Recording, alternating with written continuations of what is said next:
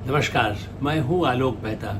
Editor Sai में आपका स्वागत है। हमारा अनुरोध है कि आप एडिटर साई देखें, लाइक करें, सब्सक्राइब करें, मित्रों को, ग्रुप्स को फॉरवर्ड करें और उनसे भी आग्रह करें कि वे भी सब्सक्राइब करें ताकि अधिकाधिक दर्शकों तक नियमित रूप से हमारी बात पहुंचे और हमारा वीडियो पहुंचे।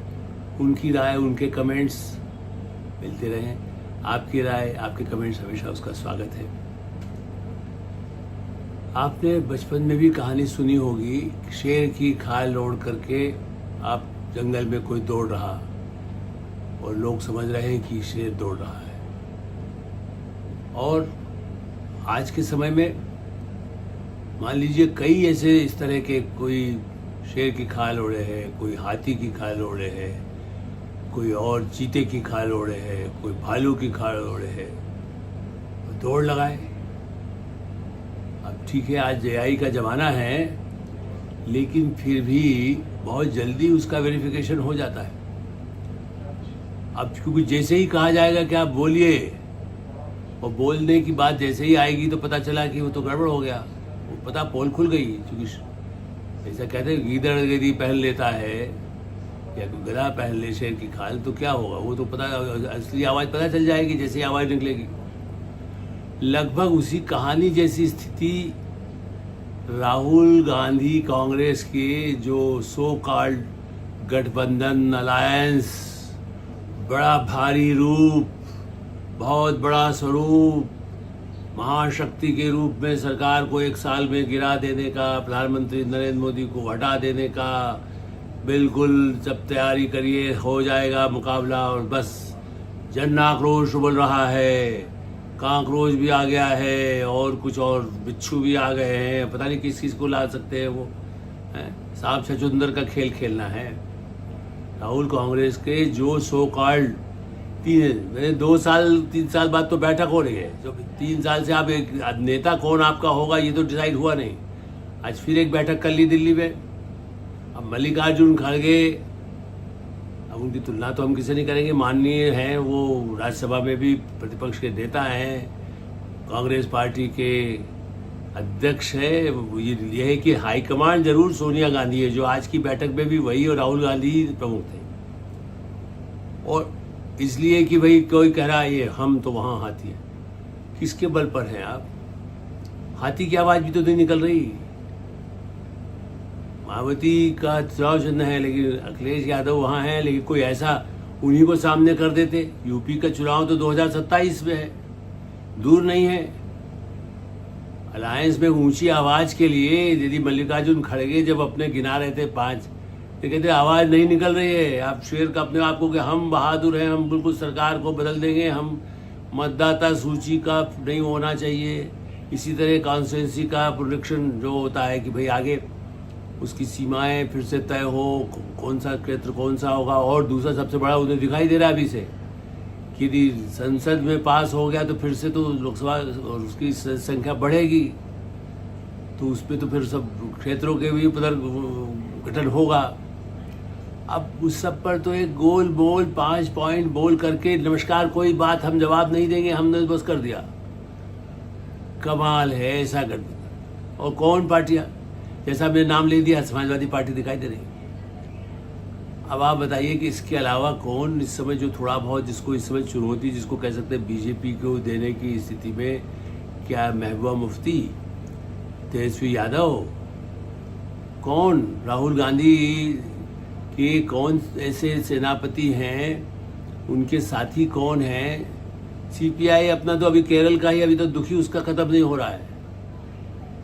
सीपीएम वो अपना है, ठीक है, आप कहने को कि हाँ भाई भारतीय जनता पार्टी से हम विरोध में हैं, तो वो तो आप ठीक है, यूनाइटेड नेशंस में आप देखिए कि कोरिया भी बैठेगा और चाइना भी बैठेगा, कोई पाकिस्तान भी बैठेगा, चीन भी बैठेगा, भारत भी बैठेगा, ईरान भी बैठता है, इजराइल भी बैठता है।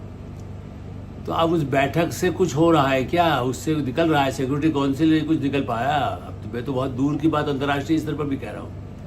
और वहाँ तो फिर भी चलिए कुछ आपस के बड़े बड़े ऐसे समझौते हैं, उसकी मजबूरियाँ हैं, और उसके बाद एक पूरी विश्व की राजनीति उसके साथ जुड़ी है, विश्व की अर्थव्यवस्था जुड़ी है। यहाँ किससे क्या जुड़ा है? आपने लगातार अभियान चला करके डीएम के आज बाहर, मतलब जिस तरह से किया, कम्युनिस्टों को कर दिया बाहर, लालू की पार्टी को, आरजेडी को कर दिया बर्बाद। उमर अब्दुल्ला यदि हैं तो महबूबा मुफ्ती के साथ क्या करेंगे, साथ में काम कर सकते हैं। तो कांग्रेस को खाली ठीक है आप उनको एक प्रतीकात्मक आपके साथ आ जाए और छुटपुट आप जैसे कहते ना, हाँ जैसा मैंने कहा कि सबको एक एक खाल उड़ा दीजिए और जब कोई आवाज़ निकले सबकी अलग अलग आवाज़ भी आएगी। एक आवाज़ शेर की भी तो नहीं निकाल सकते, सबको जिसकी भी जो खाल उड़ेगा उसके बाद भी वैसी आवाज़ भी नहीं निकाल सकेगा। तो वो किसके, वो कांग्रेस के पक्ष में बोले, वो कांग्रेस के विरोध में बोले, वो बीजेपी के कितना बोले, तृणमूल कांग्रेस सबसे बड़ा जिसको कह सकते हैं घाव लगा। मैंने सबके नाम इसलिए गिराए कि तृणमूल कांग्रेस को अलग से चर्चा वैसे आज मैं करना चाहता था। ममता बनर्जी सोनिया गांधी के पास बैठे हुए लग रहा था कि वो कहाँ वो बंगाल की शेरनी और कहाँ बिल्कुल एकदम तड़पती हुई मछली दिखाई दे रही थी। क्योंकि उनके सांसद तो 20 सांसद जले जाकर के, मैंने सारे मीडिया में सामने आ गए। 10 सांसद तो जाकर भूपेंद्र यादव बीजेपी के वहाँ बैठे हुए हैं, विधानसभा में अलग टूट करके नेता बन चुके। यहाँ पर भी उन्होंने अपना एक नेता अलग से चुन लिया संसद में भी। तो तृणमूल कांग्रेस तो ममता बनर्जी के हाथ से चली गई। उन्होंने तो चिट्ठी स्पीकर को देने को तैयारी सब हो चुकी है, बोले औपचारिकता जो भी पूरी होगी स्पीकर उसको एक्सेप्ट कर लेंगे कि हम एनडीए गठबंधन के साथ हैं। 20 सांसद लोकसभा के जब अलग हो गए तो तृणमूल कांग्रेस कौन सी, ममता बनर्जी की कौन सी ताकत है जिससे कि वो हिला देगी बीजेपी सरकार? यहाँ तो हिला नहीं देगी। खुद का जमीन निकल गई, खुद की सारी शक्ति विहीन हो गए।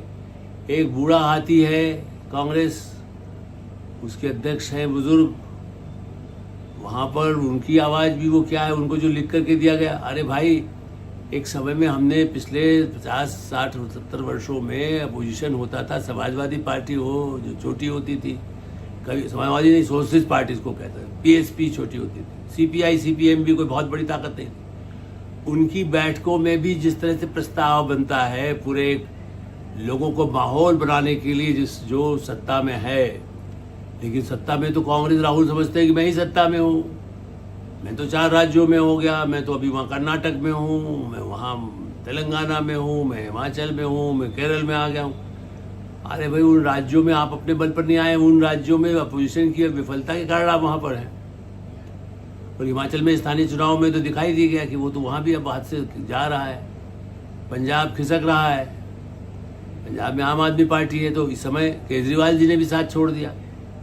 अरविंद केजरीवाल कह रहे हैं तो बीजेपी से मिलेगा। आप देखिए, इससे दुनिया का हास्यास्पद, चाहे कोई दुश्मन से दुश्मन बड़ा होगा, वो इस बात को कैसे भरोसा करेगा कि कांग्रेस पार्टी और भारतीय जनता पार्टी के बीच में ये केजरीवाल अपनी जितनी समझदारी या मूर्ता ही कहेंगे कि कोई तुलना करेगा, कोई भरोसा करेगा देश में? गांव कस्बे का आदमी, छोटे छोटे दूर दराज आदिवासी इलाका भी करेगा।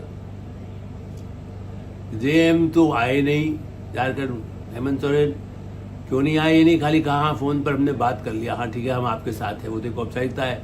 वैसे भी कांग्रेस को एक सीट कांग्रेस ने उनसे छीन ली, 2 सीट राज्यसभा की थी, इतना दबाव बनाया, उनको डरा धमका कर जो भी हो सकता है क्या किया गया, लेकिन नहीं जी 1 सीट तो हम गठबंधन हम हैं तो वहाँ से ले लिया, चलिए ठीक है राज्यसभा में आप ले लीजिए।